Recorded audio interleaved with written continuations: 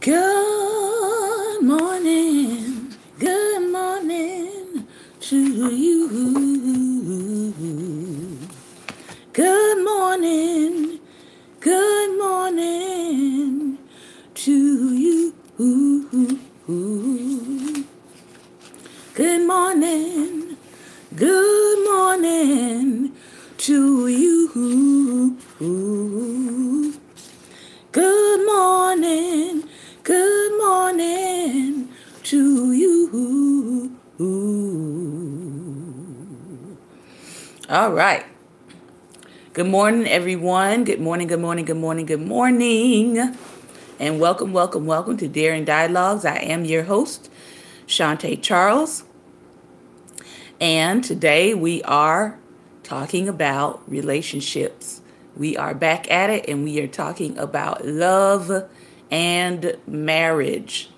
If you were with us yesterday was a bit lengthy because we were talking history and we were talking about the history of the subject about apes and Simeonism. All right. So that was a very, very lengthy broadcast. You can go back and catch the replay. It is season 3, episode 76.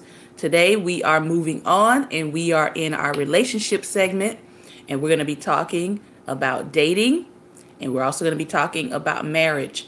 In our marriage segment, we are covering romance, and we left off last time talking about how sex doesn't begin in the bedroom or the kitchen, but it actually begins in the brain. And so we're going to continue that conversation. And then also in our dating book that we've been reading, we have been talking about dating and its move to the academic setting. And so the book is Labor of Love that we're going to begin with. So I hope that everyone is ready. If you can hear and see, you can put some hearts on the screen if you can see and hear for this morning. All right. Here we go. So we are in Labor of Love by Mara Weigel, The Invention of Dating, and we're talking about how dating goes to school. Good morning, Prophet Jonathan.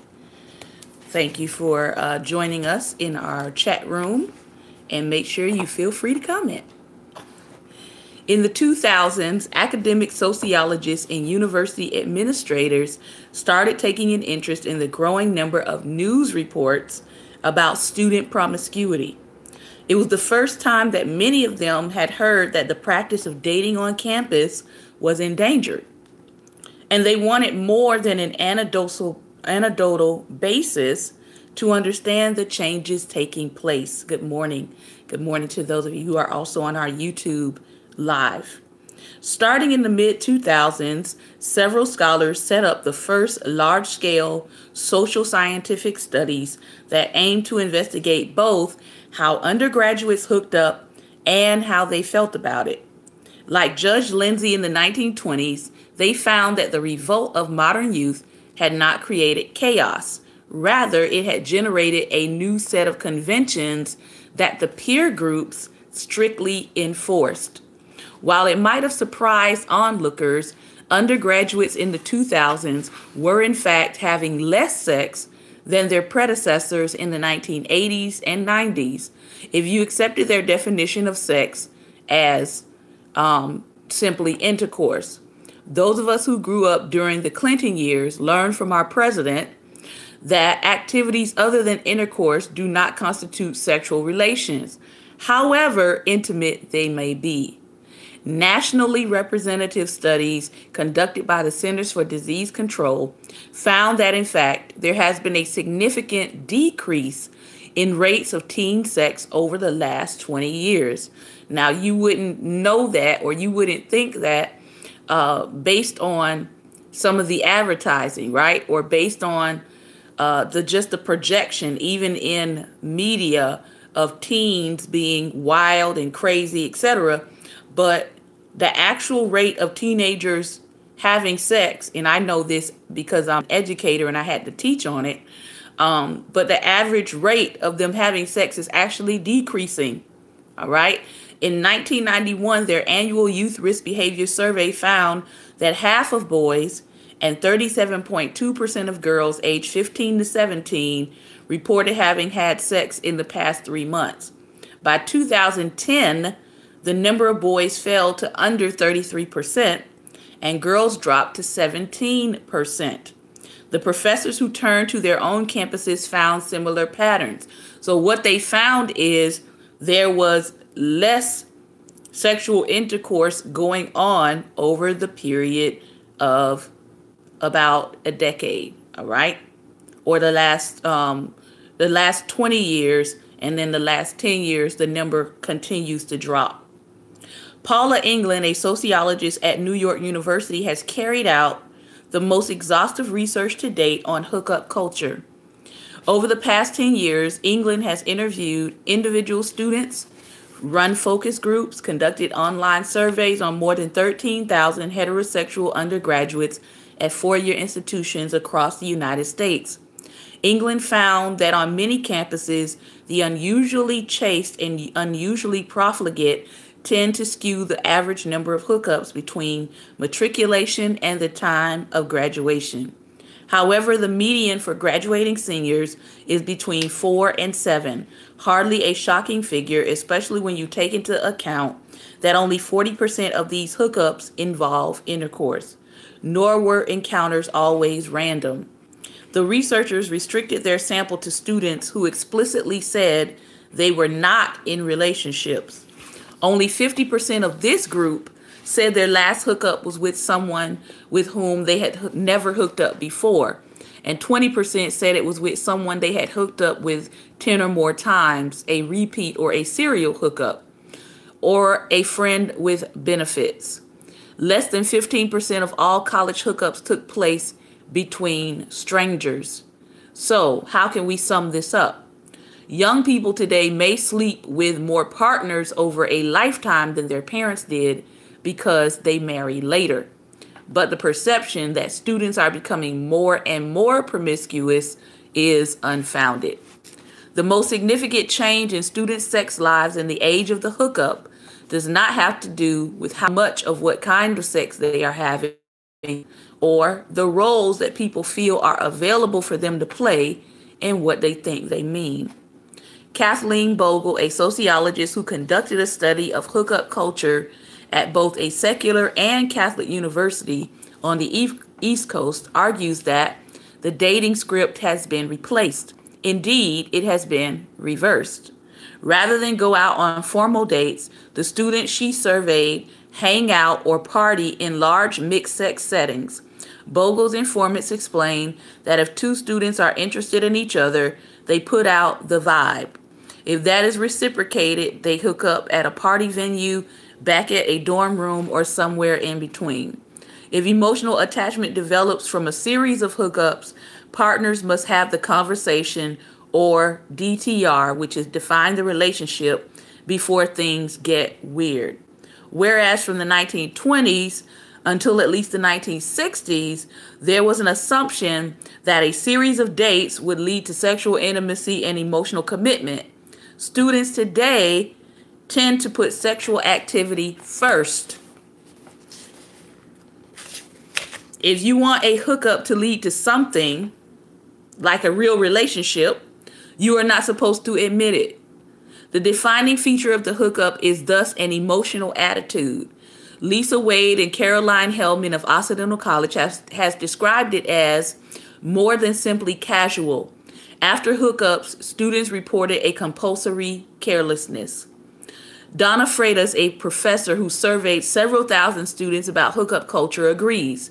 Hookup culture teaches young people that to become sexually intimate means to become emotionally empty. that in gearing themselves up for sexuality, they must at the same time drain themselves of any feeling for the person. And if you notice, there was a series of movies that came out about this exact thing, where it was, I think one of them was actually called The Hookup or Friends with Benefits, where they stressed not being emotional about the person that you were engaging in a sexual activity with until you started to have some feelings for them. And then they came back and said, okay, let's have a relationship now. So what they are describing is, to me, not only something that is happening in culture, but it's also something, it's like art imitating life as an example, meaning that some of this is cultural, but also some of this is feeding off of what's being fed to the culture. All right? Everybody got that? Some of what we see is what's being fed into the culture through media. All right? This reversal of scripts has inspired two major reactions. Some writers have described hookup culture as a misguided rejection of marriage and monogamy. Susan Patton represents this strain of thinking at its most regressive. Patton represents, and she says, better known as the Princeton Mom, Patton became an overnight internet celebrity in the spring of 2013 when she published an open letter in the Daily Princetonian. And I've actually seen the Princeton Mom. I haven't heard much from her in the last couple of years, but I've seen some interviews with her. Her goal was to counsel the daughters she never had.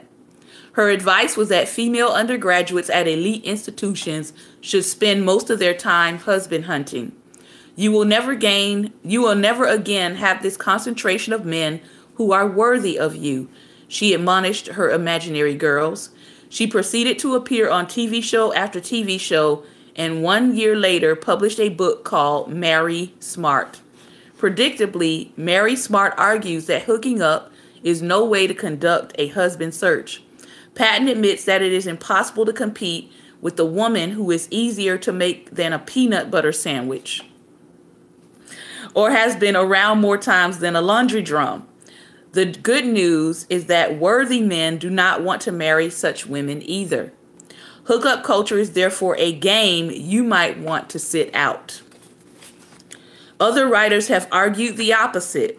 They say that hookup culture is a victory for feminism and precisely what female undergraduates should be doing if they aspire to earn more than the end of men.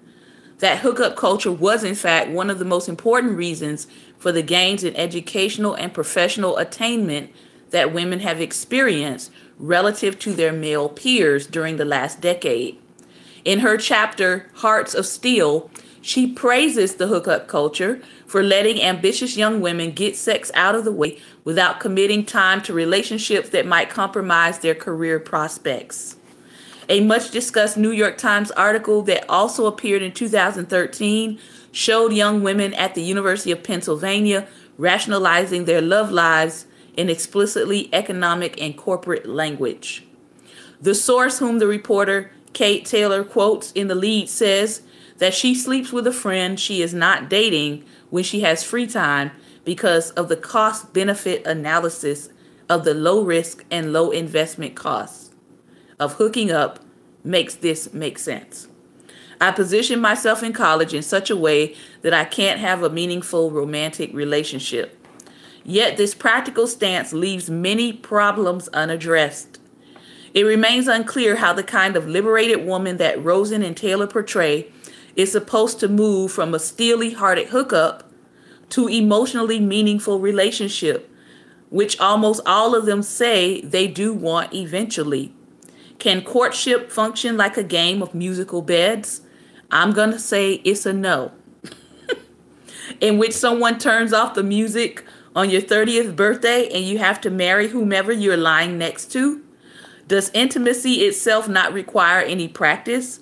Even if you do not belong to the vast majority of over 80% of millennials who say they want to get married, hooking up, as she describes it, Disciplining yourself to resist any tug of emotion so that you can focus on professional advancement comes at a cost. Although they draw opposite conclusions about how young women should interact with the hookup culture, Patton and Rosen do share one point of view. Both seem to discount the possibility that pleasure itself might be worthwhile, or that hooking up could provide a way to explore your sexuality if you did it right. Patton has appeared on national television disputing that date rape happens and insisting that all sex education should be left to parents or clergy.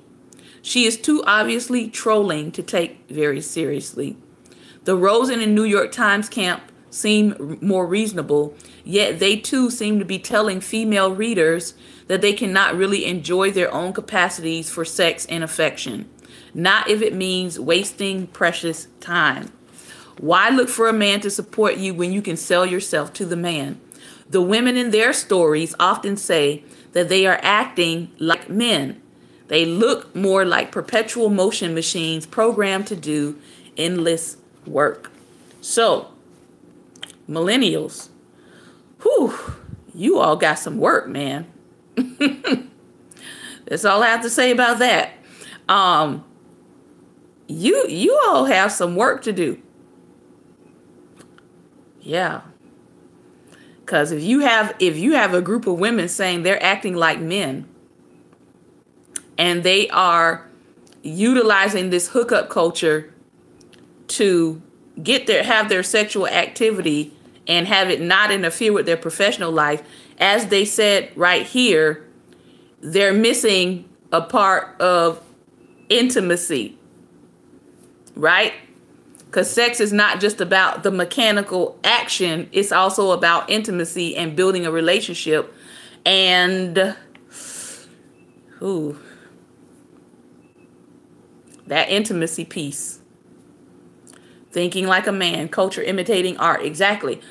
So that intimacy piece is going to be a problem later on.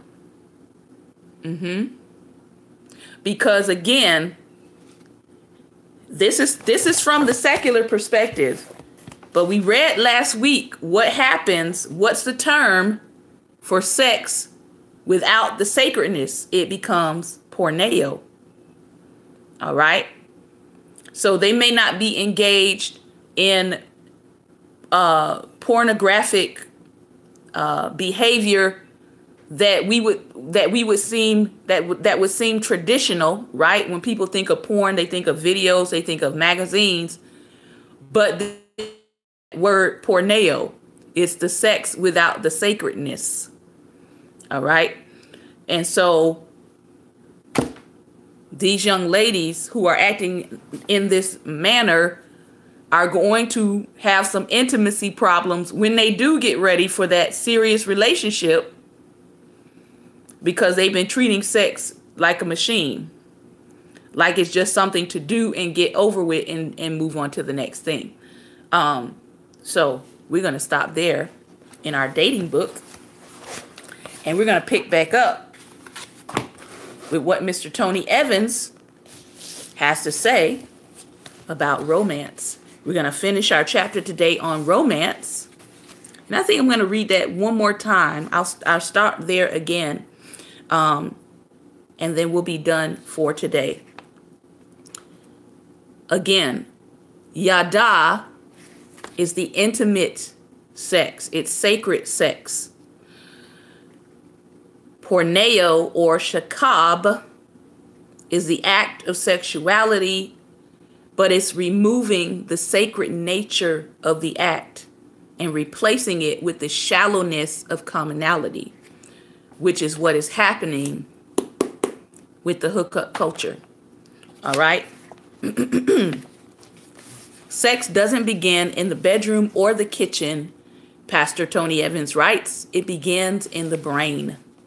Scientists have been studying what is often called the unique odor prints each of us has, which are similar to a fingerprint. Odor prints are made up of pheromones and other odors that can trigger attraction between certain people. These pheromones and other odors may not only be used during the dating cycle to help us determine the best potential mate for us, but they can also be used during marriage to maintain attraction and arousal between partners. In fact, one study, postmenopausal married women who no longer produced their own pheromones were given synthetically made ones similar to those of younger women. In this double-blind, placebo-controlled study, the women given the pheromones showed a dramatic increase not only in sexual activity with their husbands, but also in romantic activities such as cuddling and intentional dates. Beyond smell, the acts of viewing, hearing, touch, arousal, and orgasm involve a highly complex mixture of chemicals and chemical responses as well, each designed to regulate an intended connection by our Creator. In fact, these chemicals, oxytocin in particular, strengthen our willingness to trust each other as spouses, which is one reason many believe that pillow talk after sex or during breaks is such an intimate experience. During those times, we are chemically wired to let down our guard and trust more deeply than at any other time. This relational sharing then leads to a greater knowing, or yada, which deepens the relationship overall. God uses the understanding and experience of intimacy in marriage relationships to give us clues to the unique intimacy within the Trinity. And it also serves as a down payment on the intimacy his children will experience with the Lord in eternity. Jesus made it clear in his high priestly prayer that he wanted the unity and oneness of his followers to share in the joyful experience of intimacy that he himself shared with his Father. Since marriage is the highest form of oneness God created on earth, it stands to reason that it should be the primary context on a human level for tapping into the intimacy of the Godhead. Now, for some reason, some people haven't figured that out yet. So when people ask me, what is the difference between living as a single person for the rest of your life and living as a married person for the rest of your life? One of the differences is marriage is the highest form of oneness that God created on the earth. That is a reflection of the union that the Father, the Son, and the Holy Spirit have. It's of the Father. Why? Because the scripture tells us that our marriage is supposed to represent the mystery that happens between Christ and the church. All right? Your singleness doesn't reflect that. All right? I love single people. I love you all. But your singleness doesn't reflect that. All right? Marriage does. Okay? So I want to make that clear when someone asks, what is the difference between living single for the rest of your life versus living married? Both of them are honorable states.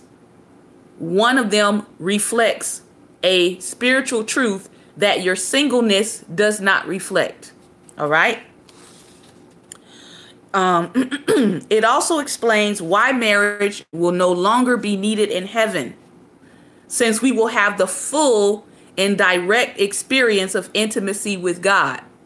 So if you've ever wondered why there will be no giving of marriage in heaven, marriage, again, is supposed to reflect on earth something that you already have in fullness and completeness in heaven, and that is intimacy with God. Watching over your marriage with all diligence. Within marriage, the chemical bonds of romance that God has given us serve a greater purpose of creating ties of commitment, attraction, and protection. Yet, unfortunately, when these experiences occur outside the boundaries of marriage, such as in a romantic or physical affair, they not only damage marital attachment, thus requiring the married couple to rebuild what they lost if they are to restore relational harmony, but they also create chemical bonds that have been shown to leave lasting scars, cravings, and even symptoms of withdrawal for months or even years when ultimately broken. Extramarital relations, whether physical or emotionally romantic, do far more damage than breaking trust, though betrayal in a marriage. Through betrayal in a marriage, they literally transfer the marital chemical bond with one partner to someone else. Measurable scientific data has shown that withdrawal from a temporary love interest, that it is severe as the withdrawal from any drug, if not more severe. So I want you to think about what we just read in the other book about the hookup culture. All right? Because in the hookup culture, it doesn't take into consideration that you are creating chemical and emotional bonds with the people that you hook up. All right? And those who may not be believers may not realize that that is what they're doing. That they're creating chemical and emotional bonds every time they have a new hookup partner. All right? So think about that. Every time you do that and every time you break up, the withdrawals from it can be worse than a drug or even more severe. We're now learning this through science, but God has known this all the time. He has even told us something very similar in his word. When the Apostle Paul used the word koleo, let me give you that term.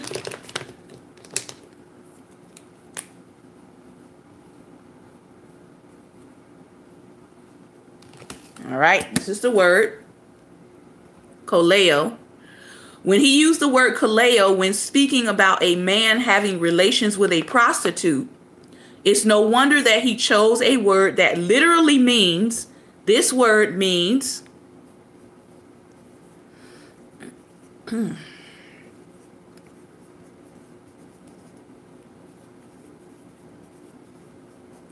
to glue together or cement. He wrote, "Do you not know that the one who joins or koleos himself to a prostitute is one body with her?" This is 1 Corinthians 6 and 16, for those of you looking for an address. Sexual and romantic activities both release chemical imprinting hormones, literally glue or cement individuals together. Have you ever tried to pull something apart after you have glued it together? Anybody? I have. And guess what? Because of how cemented it was, when I went to try to pull it back apart, guess what happened?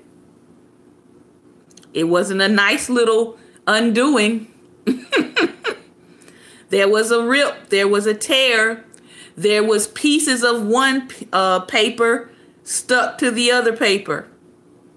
In other words, there was pieces of oneself stuck to the person that you decided to unglue yourself from. All right? So yeah, anytime you keep doing this in this hookup culture, you are leaving a piece of yourself behind. All right? Because you are gluing yourself and cementing yourself to someone.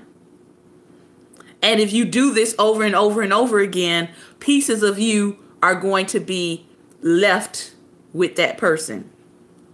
When an illicit relationship is stopped, strong psychological and physiological reactions occur in the brain, very similar to what happens when the use of drugs, alcohol, or other addictive substances is stopped. Anytime a person stops an addictive behavior without addressing it spiritually by acknowledging, repenting, forgiveness, healing, empowerment, and freedom, that person has a higher chance of returning to that behavior or a similar behavior at a later time. Failure to address and heal spiritually from things like marital infidelity, whether romantic or sexual, can be compared to taking away an alcoholic's favorite brand of beer and sending them back into a bar with countless other brands to choose from. Could he stop drinking his favorite brand of beer? Yes.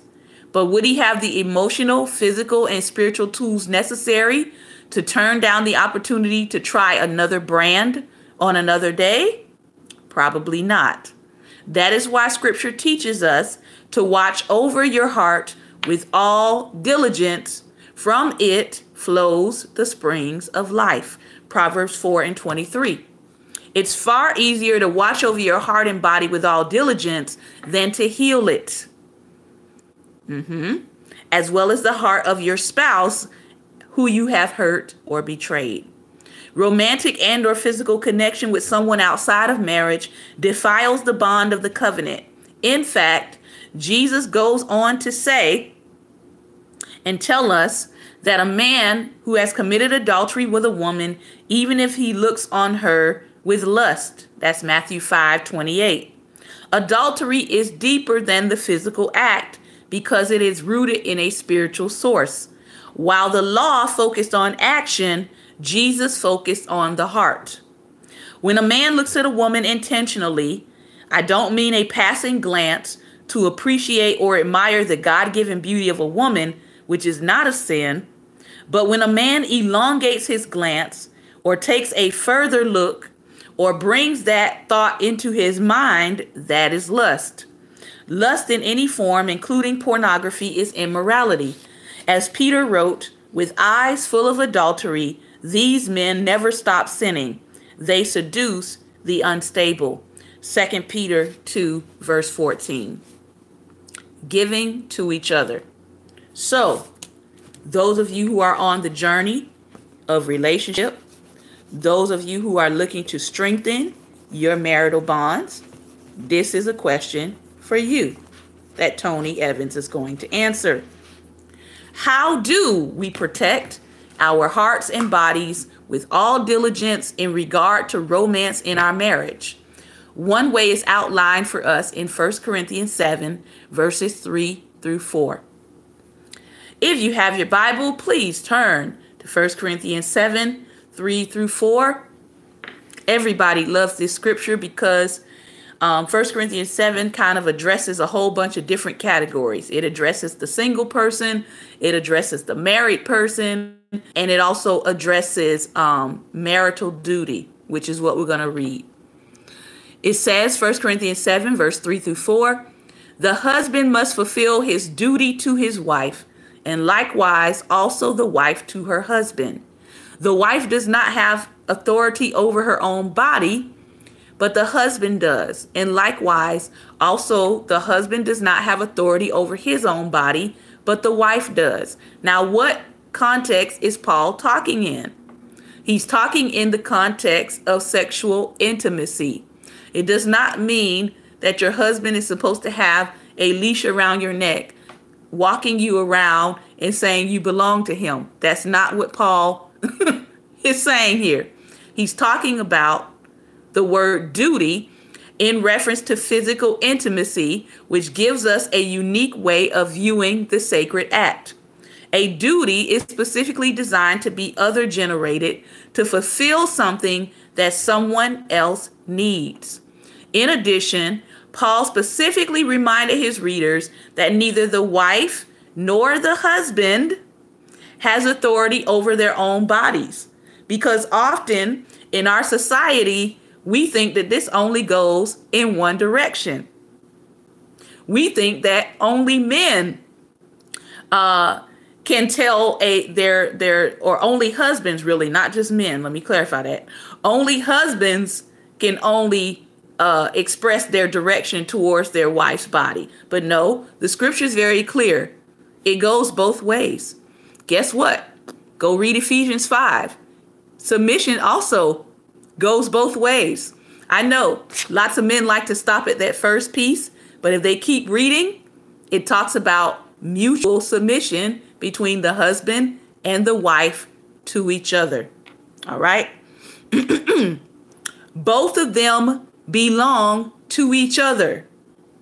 Both of you belong to each other.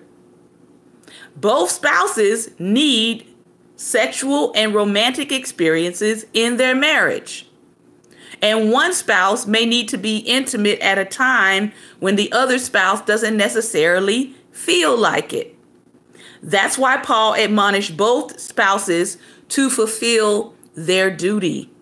Many men have said to him in counseling, "I would love to fulfill my duty to my wife, but she won't let me." My response to them is always the same. That could be because what you are offering to fulfill, she doesn't need.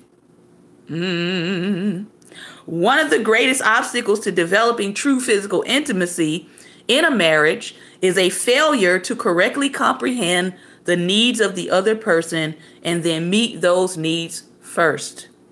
Duty goes beyond physical intimacy. And that means you have to communicate. You have to find out what exactly does your spouse need from you. All right? What a woman needs starts in the morning and not at night. It starts with her emotions and not her body.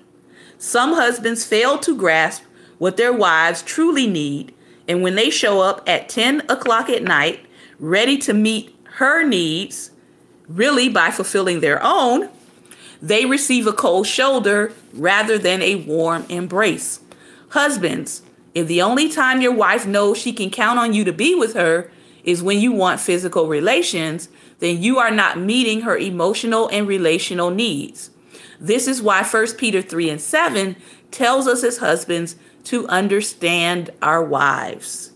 Most of our wives were attracted to us, at least in part, because of what we did during the courting period. One thing we did was talk in a way that caused them to respond positively. Another thing a lot of men were good at when they were dating or courting their future wives was making them feel special and planning little surprises. So you have to ask yourself the question, have I stopped planning in my marriage? Have I stopped preparing for my intimacy with my wife? Have I stopped making them feel special? Or do I believe that now that we're married, I don't have to continue making my spouse feel special? These are questions you might want to ask.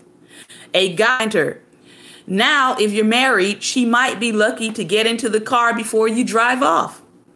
When she was about to go through a door, in the past, you might have opened it for her. Now the door hits her as she walks in because you've already walked in ahead of her. So you have to look at, has your attitude changed towards your own marriage? And is that why you're coming up short in the intimacy department? Husbands, your wives desire to marry you not because you stripped down and talked about your manly parts. They desire to marry you because you met their emotional, relational, and even romantic needs. Those needs don't change after you say, "I do." In counseling, wives will often share that their need for affection and a sense of security, communication, and being cared for and esteemed is not being met. As the romance leaves a relationship, the passion for sex often dwindles as well. When couples tell me they have a sexual problem, that is rarely true. In most cases, they have an intimacy problem, a relational problem. Because of this, they cannot get the physical part of their marriage working. But wives, I also want to address you because Paul admonished you to meet your husband's needs as well. A wife can't simply look at her own wants in a marriage without caring for what is important to her husband.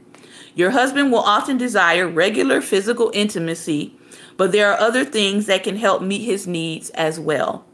One is your appearance and grooming, which wives often overlook once a busy schedule or kids enter into the equation.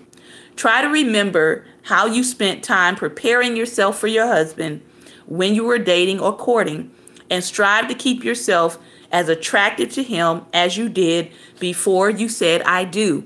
And listen, If you're like me, I don't like to do a lot of dressing up. But guess what? I make it happen, okay? If it were up to me, I would have on jeans, a baseball cap, my hair in a bun, and that would be my uniform all day, every day. But it's not up to me. Why? Because I'm in a marriage, right? I'm in a covenant relationship. So that means that I have to take care, as Tony Evans said, you have to look at what is it that pleases your spouse. All right? When you get into a marriage, it's not just about pleasing yourself anymore. All right?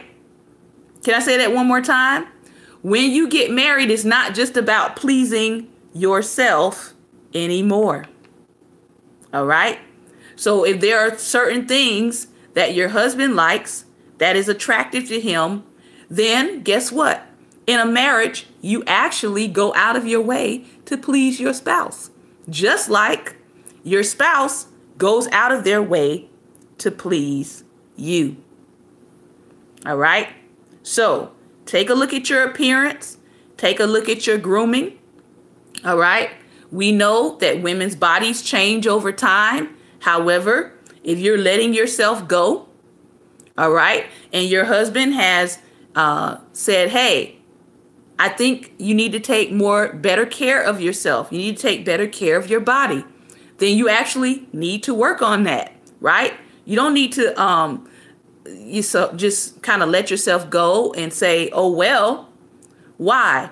Because your spouse wants to enjoy you forever. They want to love you forever. They want you to be here with them forever, as long as God wants you to be on this earth. And this is a side note, but I'm noticing, and I don't know if you notice, but I'm noticing a lot of younger people are leaving this earth, especially men.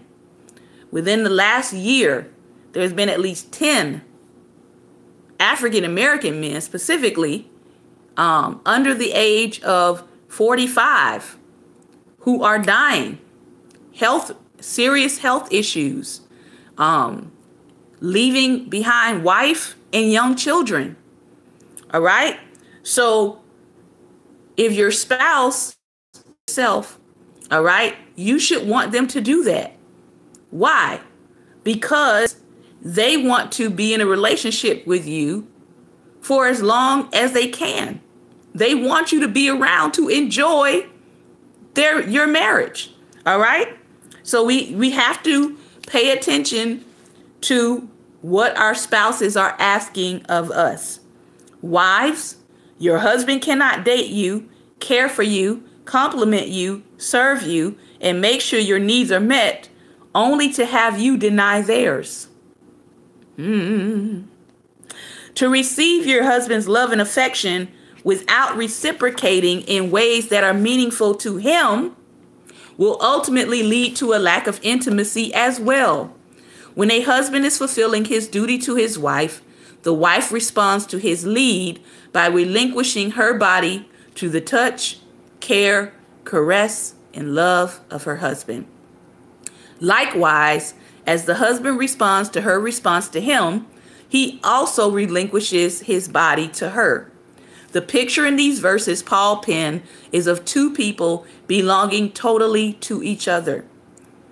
Excuse me. Through the mystery of sex, married couples discover an intimate level of giving themselves through a unique vulnerability and mutual yielding. The Song of Solomon contains the Bible's most unblushing description of sexual intimacy in marriage. Chapter 4 describes the build-up to intimacy in great detail. And the beauty of it is that you see the self-giving between Solomon and his wife, the mutual yielding of their bodies. The intimacy begins with Solomon's compliments and words of admiration and appreciation for his bride, not with the physical act of sex. But when the moment of sexual intimacy occurs, God himself invites the lovers to enjoy each other. Song of Solomon, chapter 5, verse 1. In an act, he has given married couples as one of the most deeply rewarding and mutually familiar ways of engaging each other.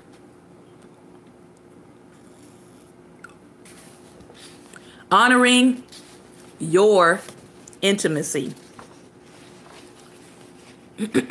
Honoring your intimacy. A lot of attention is paid to the area of sexuality in a marriage because sexual intimacy is important to the ongoing health and vitality of the relationship. But another area is often overlooked. And I want to touch on it briefly as we close out this chapter on romance. This is often overlooked because many people don't talk about it. This area is willingly honoring your ongoing intimacy with your spouse. What do I mean by honoring your intimacy? I mean by respecting and cherishing the depth of communication, visual and physical freedom, and interchange that happens in a marriage relationship. Husbands and wives will often open up with each other about areas in their lives that they may not feel free to discuss with others, including, their fears, their ambitions, their hidden thoughts, and their fantasies. These intimate exchanges of your souls with each other, which can often occur as pillow talk before or after sex, should be protected and esteemed. Don't use times of intimate sharing to correct, belittle, or interrogate your spouse. Not only that, but strive to cherish these secretly shared conversations by leaving them in the protected privacies where you shared them. Bringing them up again at the kitchen table or in the more common activities of life have a way of dampening the special moment you enjoyed. Protect each other's hearts, and you will be rewarded with deeper intimacy of both body and mind. Honoring your spouse in the area of intimacy also includes your personal presentation and interaction. Far too often I've seen once very attractive husbands and wives completely let themselves go after getting married. For whatever reason, they paid great attention not only to their looks, but also to how they presented themselves before the wedding, but very little after. Or as to see their mates, as they used to be, is on special occasions or dates. The rest of the time, wives are fine with wearing sweatpants, guilty, t-shirts, guilty, and no makeup, guilty. And guess what? When you find yourself in the guilty place, pick yourself up and change. Guilty. All right? The two of you are a gift to each other every single day. Celebrate the gift. What you share together is precious and can never be shared at that level with anyone else.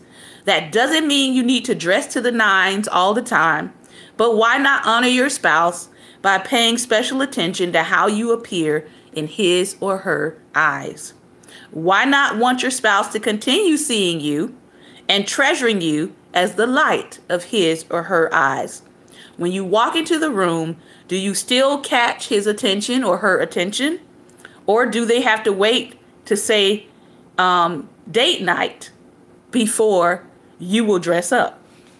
Husbands, can she hear the leftovers of your lunch being burped from the next room? Or do you honor her by letting her live as a lady in the presence of a gentleman? Honoring your intimacy also means keeping your language with each other sacred. I've heard spouses talk to each other and demand something from each other when they didn't think someone else was nearby or listening, and it made me cringe. The tone was abrupt, and the word choices were direct and self-serving. It made me cringe. How do you think it made the spouse feel? Yet this seems to happen all too often in marriages. Or often husbands and wives will use each other not as a sounding board, but as a venting machine. They lower the honor of their intimacy in such a way that one or both of them will feel free to complain about life, work, each other, friends, or anything else. Sharing stressful situations with your spouse is important and healthy in giving and finding support. But allowing your conversation to deteriorate only to the point that your spouse has to carry all of your personal load and burdens verbally each and every day will diminish the sacredness of your verbal space. Romance includes bringing joy to each other in a variety of ways, and one way to always do that is by keeping your tone, your words, and your touch filled with respect and allure. Don't save the kind words or pet names just for the bedroom or on dates or for other people, while turning your relationship into a place of constant unloading on your day's weight. Marriage was designed as a way of bringing out the best in both of you so that you can jointly fulfill God's purposes in your life. Enjoy this gift that He has given you. Honor it, cherish it, and keep your romance alive. Very, very good points by Dr. Tony Evans in his book, Kingdom Marriage. Next week, we'll be moving on, Lord willing, to chapter 12, and we're going to be talking about rebuilding, blessing your home, blessing your spouse. So that's where we're going to pick up on next week. Well, we've got a little bit of extra time, so I'm going to give you some change back. I want to thank you for your time and attention today. Remember, light is the most daring opposition to darkness, so please go out and be light. And also remember, I have a technology workshop coming up that I'm going to be doing on June 14th. If you're interested in that technology workshop, you can email me at reachshante@gmail.com. I am literally practically giving away information for almost free. It is not free. It's only $10, but you're going to be learning about the technical aspects of Facebook. You're going to be learning about how to YouTube live stream, how to create your own YouTube channel, and you're going to be learning about how to start a blog. All three of these things that I'm going to be teaching on help people with their businesses. And if you have not signed up, you definitely want to sign up if you want to know how to work these tools without paying exorbitant fees to learn how to do so. Because I can tell you, I'm practically giving away what some people do not give away for free. All right. So again, the registration is only $10. I do believe that you need to make an investment in the information. You can reach me at or email me at reachshante@gmail.com to sign up. Registration is already open, but the registration will close June 13th. All right. Thank you again for your time and attention. Have a great and wonderful Wednesday. Make sure if you're in a relationship, take some of the tools that we have talked about today and apply it to your love life. If you've been a little slack on your appearance, fix it. All right. I've been guilty in the past, and I am renewed and transformed in that area of my life. All right. So I feel you.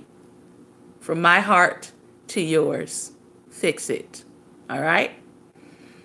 If you are in a dating relationship, make sure that you're not giving away more of yourself than you're prepared to handle if that relationship should end. Remember, when you're building relationships, you are gluing yourself to that person. There's some chemical dependency happening. There's some emotional tie happening. So be careful who you give your heart to out here. All right. Thank you again for your time and attention. Take care and God bless.